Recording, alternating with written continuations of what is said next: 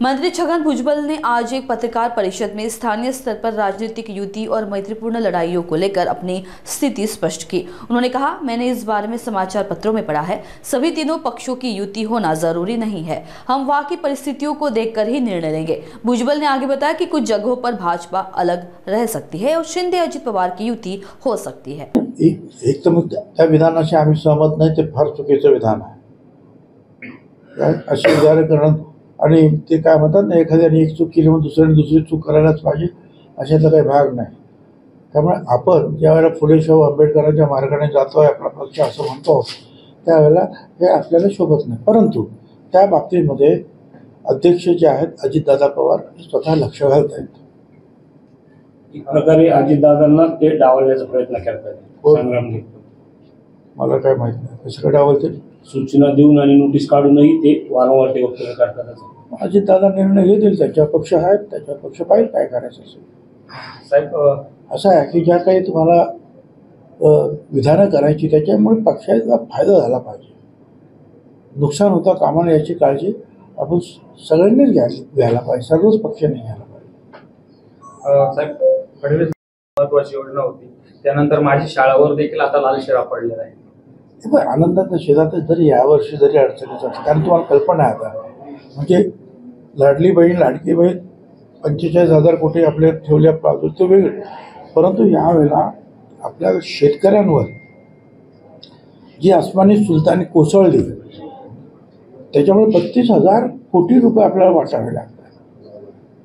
आता हे सुद्धा पैसे जे आहेत, लाडकी बहीण असेल किंवा शेतकऱ्यांनी जी मदत करतोय त्या माध्यमातून ह्या गोरगरिबांच्याच घरामध्ये आता हे बघा ना, 45 आणि 30-32 म्हणजे किती झाले आता हे 70-73,000 कोटी झाले।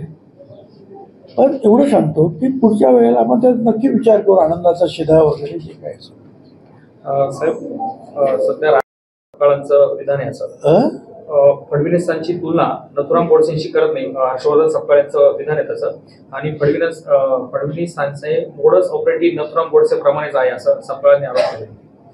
काहीतरी आता काय वडाची चाळ पिंपळाला लावायचा काहीतरी प्रयत्न करायचा, काहीचा काय बोलायचं, काय त्याला अर्थ आहे का मला सांगा या दोन्ही गोष्टींमध्ये।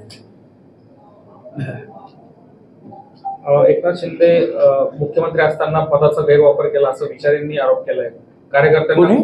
एकनाथ शिंदे जे मुख्यमंत्री त्यांच्या कार्यकाळामध्ये पदाचा गैरवापर करून कार्यकर्त्यांना खोट्या केसेसमध्ये अडकवण्याचा प्रयत्न केला असं राजन विचारेंनी आरोप केला। कोणी आरोप केला? राजन विचारे, माजी खासदार राजन विचारे, ठाण्याचे खासदार, माजी खासदार।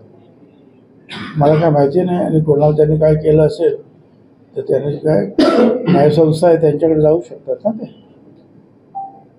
सध्या वाढलेलं आहे। राज ठाकरेंनी त्यांच्या आईसह उद्धव ठाकरेंच्या काल पुन्हा भेट घेतली।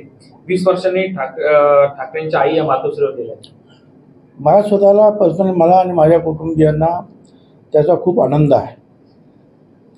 कुंदा वहिनी म्हणजे राज ठाकरेंच्या मातोश्री आणि माझी मिसेस आणि अर्थात बाळासाहेबांच्या पत्नीचा मासाहेब या सगळे मैत्रिणी होते, आणि देवधर्मासाठी दरवर्षी त्या जायच्या 1-2 वेळा। आणि आज त्या ठाकरे कुटुंबियामध्ये सर्वात श्रेष्ठ व्यक्ती ह्या कुंदावहिनी आहेत, सगळ्यात ज्येष्ठ व्यक्ती।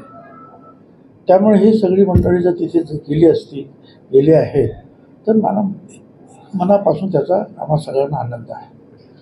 साहेब, संग्राम पालकमंत्रीपद सध्या रिक्त आहे।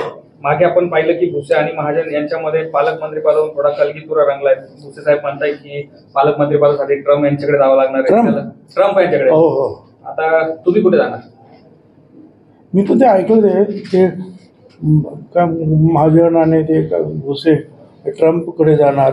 आता एवढ्या लांब तर काय मी जाऊ शकत नाही ना, तर मी फार तर काय ते अजितदादा, मुख्यमंत्री